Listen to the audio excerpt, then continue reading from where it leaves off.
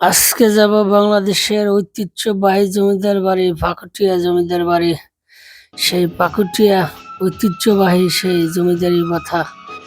1817 সালে এই পাকুটিয়া জমিদার বাড়িটি প্রতিষ্ঠিত হয়, যা 1950 সালে সেই বিলুপ্ত করা হয় জমিদার আইনের মাধ্যমে। তাহলে আমরা এই পাকুটিয়া জমিদার বাড়িতে কীভাবে যাব, সেটার জন্য আপনাকে বাংলাদেশের যে কোনো প্রান্ত থেকে গাবতলী বাস টার্মিনালে যাইতে হবে। গাবতলী বাস টার্মিনাল থেকে আপনাকে নাগরপুর পরিবহনে চলে আসতে হবে, অর্থাৎ নাগরপুর পরিবহন ভাড়া 90 টাকা দিয়ে আপনি এই পাকুটিয়া জমিদার বাড়ি চলে আসতে পারবেন। এই যে আমি এখন সেই পাকুটিয়া জমিদার বাড়ি চলে আসছি। আমার বাড়ি অবশ্য এইখানে, আমার আসতে সময় লাগে না, 5 মিনিট লাগছে। এই জন্য আপনি গাড়ির ভিডিও বা গাড়িতে আসছে এর ভিডিও দেখানো সম্ভব না। এই যে আমি একদম পাকুটিয়া জমিদার বাড়ির একদম ভিতরে আসি, এই দেখতেই পারবেন। এটা এখনো অবশ্যই কলেজ হিসাবে ব্যবহৃত হয়, পাকুটিয়া বিসিআরজি কলেজ। সেই কলেজটাই হলো পাকুটিয়া সেই জমিদার বাড়ি, ঐতিহ্যবাহী জমিদার বাড়ি। 1817 সালে সেই প্রতিষ্ঠিত। এই 3টি ভবন একসাথে, অর্থাৎ এটা একটি কলেজ ভবন, পাশে একটা আছে এটা হলো অফিস, আর একটা আছে এটা হলো টিচারদের বাস স্ট্যান্ড, অর্থাৎ একসাথে 3টি ভবন সেই পাকুটিয়া জমিদার বাড়ির ঐতিহ্যবাহী সেই জমিদার বাড়ির প্রথা, জমিদার বাড়ির আইন।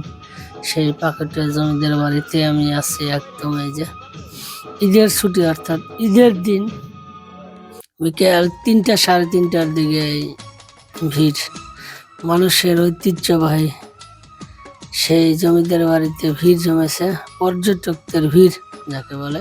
শুধু যে এলাকার লোকজন আসছে তা নয়, দূর দূরান্ত থেকে, ঢাকা থেকেও আসছে অনেক লোক।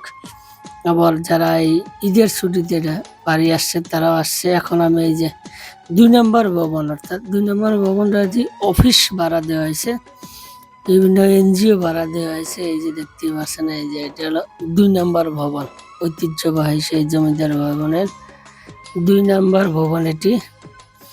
এই যে আমি যদি একটু কাছে দেখাই, এই যে দেখেন সুন্দর পরিবেশ। জমিদার বাড়ির সেই ভাঙ্গা ঘর এখন হয়ে গেছে, আগে অবশ্য অনেক সুন্দর ছিল, চারুকার্য ছিল। যারা আগে দেখছে, আমরাও দেখছি আগে, তখন কাছাকাছি ছিল, তখন অনেক সুন্দর লাগতো। এখন তো অনেক বয়স হয়েছে, অর্থাৎ সময় শেষ হয়ে গেছে। এটা হচ্ছে 3 নম্বর ভবন, জমিদার বাড়ির সেই 3 নম্বর ভবন। এটা হলো আবাসিক ভবন, এখানে কলেজের টিচাররা থাকে, অল্প সংখ্যক মানুষ থাকে, ভয়ভীতি থাকতে পারে যার কারণে হয়তো এখন মানুষ কম থাকে, কিন্তু আগে থাকতো, প্রচুর মানুষ থাকতো, ভাঙ্গার ভয়ে থাকে না। এই যে সিঁড়িগুলো দেখেন, এই যে জমিদার বাড়ির যে ঐতিহ্য সেটা এখন এই ভবনে আসলে আপনি খুঁজে পাবেন। এটা হলো 3 নম্বর ভবন, আবাসিক ভবন। এই যে দেখেন, এই যে লোহার লক্কর গুলা একদম বেশি দেখা যাচ্ছে, ইট গুলা একদম কালার হয়ে গেছে, হালকা কিছু হয়ে গেছে। একদম জমিদার বাড়ির যে ঐতিহ্য সেটা এখানে পাওয়া যায়। এটা হলো নাট মন্দির, এখানে বিচার কার্য পরিচালনা হয়তো, এখানে জমিদার বাড়ির আসে জমিদার সেখানে বিচার কার্যক্রম করত, যাকে নাট মন্দির নামে পরিচিত। এই যে কাছ থেকে যদি দেখাই, সেটা সেই নাট মন্দির। নাট মন্দিরের পরে পাশেই রয়েছে একটা জমিদার বাড়ি ক্যাফে অ্যান্ড রেস্টুরেন্ট। আপনি চাইলে এখানে চা কফি খাইতে পারবেন, পোড়া রুটি, ঐতিহ্যবাহী সেই পোড়া রুটিও খাইতে পারবেন। সুন্দর পরিবেশ, খাইতে পারবেন, একটা বিকেল সময় কাটতে পারবেন। ধন্যবাদ, ভালো থাকেন, সুস্থ থাকেন, আল্লাহ হাফেজ। জমিদার বাড়ি দেখা শেষে এখন যাব ধলেশ্বরী নদীর পার। নদীর সেই মোহনায়, অর্থাৎ অপরূপ সৌন্দর্য দেখার জন্য আমরা যাব সেই ধলেশ্বরী নদীর সেই মোহনায়। জমিদার বাড়ির সেই একটা কাহিনী এখানে একটু বলে রাখি, সেটা হলো আমার চাচা, বড় চাচা, তিনি মারা গেছেন, আল্লাহ তাকে বেহেশত নসিব করুক। সে অবশ্যই লাঠিয়াল খেলায় খুব পারদর্শী ছিল, অর্থাৎ 2 চাচা বড় দুই চাচা লাঠিয়াল খেলায় খুব পারদর্শী ছিল, অর্থাৎ ইউনিয়ন থানার মধ্যে তারা খুব ভালো লাঠিয়াল খেলতে পারত।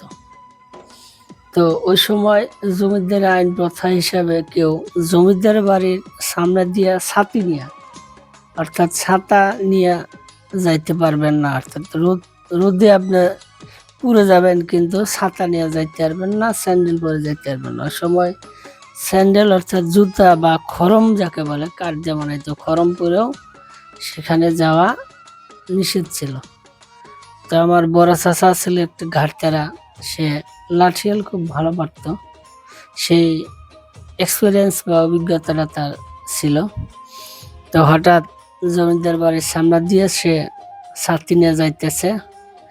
তো জমিদার বাড়ির যে প্রহরী বা গার্ড থাকে, এরা দূর থেকে দেখেই সে চাচাকে ধরার জন্য সে 3জন প্রহরী না 4জন ছিল, সে চলে আসছে, তাকে ধরে নিয়ে যাবে জমিদারের কাছে। তো চাচা এই 3-4জন প্রহরী ছাতি দিয়া পিটিয়ে আদা মারা করে চলে গেছে। সে ছাতি দিয়ে কীভাবে, আগের যুগের ছাতিগুলা কাঠ দিয়ে বানানো ছিল, ডান্ডিগুলা কাঠ দিয়ে বানাছিল, সেই ডান্ডি দিয়ে পিটিয়ে সেখান থেকে সে চলে গেছে বাজারে, বাজার টাজার করে আবার সে চলে আসছে বাড়িতে। তো আমরা যখন ছোট ছিলাম অনেক, এই কাহিনীটা বা এই গল্পটা আমাদেরকে বলতো, জমিদারের সেই অত্যাচার, জমিদারের সেই নিপীড়ন, জমিদাররা কী করতো সেটা বলতো। তো এখন এই সময় আসছিল এই জন্য ঘটনাটি বললাম। তো এখন আমি এই যে সেই ধলেশ্বরী নদীর মোহনায়, অর্থাৎ ধলেশ্বরী নদীর পাড়ে, এই যে দেখেন ধলেশ্বরী নদীর সেই নিচে মেলা বসে গেছে। মেলা এই ঈদের দিনে প্রচুর মানুষ এই ধলেশ্বরী নদীর নিচে, এই যে সুন্দর একটা পরিবেশ। ওই যে সামনে সেই নদীর পানি নাই, অবশ্য পানি খুব কম, অল্প একটু পানি আছে নিচে, ওই পাশটা ধান, অর্থাৎ নদীর এই পাশটা মেলা। এই যে দেখেন এই যে সুন্দর পরিবেশ, আর উপরে ওই যে ধলেশ্বরী ব্রিজ, এই পাশটা নাগরপুর যায় আর এই পাশটা পাকুটিয়া জমিদার বাড়ি দিয়া ঢাকা চলে যায়। আর এই যে নদীর সেই মোহনা, সুন্দর একটা পরিবেশ, সুন্দর বিকেলের একটা মুহূর্ত। তো যদি আপনারা এই জমিদার বাড়ি ঘুরতে যান, অবশ্যই আপনারা এই ব্রিজের সেই নিচে, অর্থাৎ ধলেশ্বরী নদীর সেই মোহনা, সুন্দর একটা পরিবেশ আপনারা উপভোগ করতে পারবেন। এই যে সূর্য ডুবে ডুবে সূর্য অস্ত যায় প্রায় ঠিক এই মুহূর্তে পর্যটকদের উপচে পড়া ভিড়, অর্থাৎ পর্যটক নদীর ওই পারেও চলে যাচ্ছে নৌকা নিয়ে, কেউ চাইলে আবার সেই নৌকায় ঘুরতে পারবে, যেখানে নৌকা আছে এই সাইডটা ঘুরতেও পারবে। তো আমরা সেই সুন্দর একটা পরিবেশ, সুন্দর একটা মুহূর্ত, ওই দেখেন সূর্য প্রায় ডুবে যাচ্ছে এরকম একটা মুহূর্তে আমরা সেই ঘুরছিলাম। ধন্যবাদ, ভালো থাকে।